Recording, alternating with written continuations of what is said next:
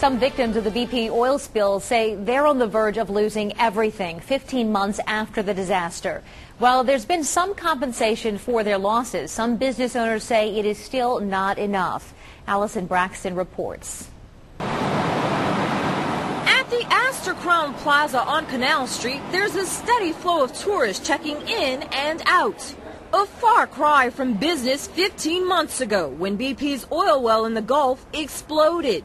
As far as tourists, it just dropped like 75%. Across the parish in St. Bernard, all 4 of George Barisich's boats sit largely unused since the spill. He and other commercial fishermen say they are still struggling.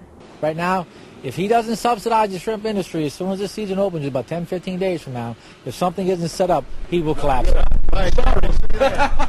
The he Barisich is speaking of is oil spill claims director Kenneth Feinberg.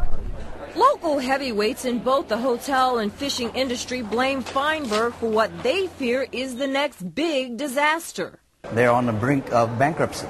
Big promises, no delivery. The fact of the matter is that we've paid over approximately $5 billion in less than a year, about 300,000 claims in the Gulf.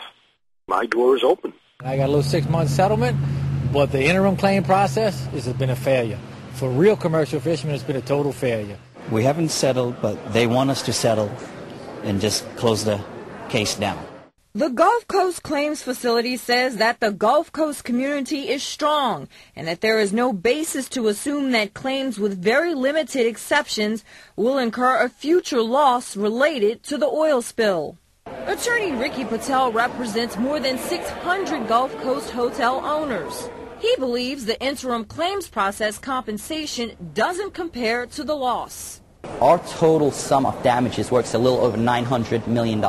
Say maybe 15% of our clients are being compensated, and their compensation's pennies on the dollar.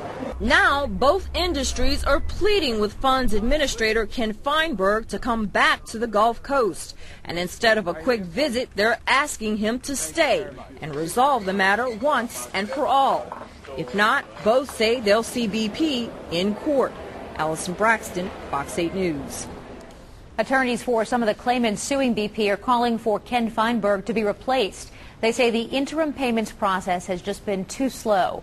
Lawyers also say the claims facility benefited from desperate victims who chose quick one-time payments in exchange for promises not to sue. The U.S. Justice Department is conducting an independent audit on the claims process.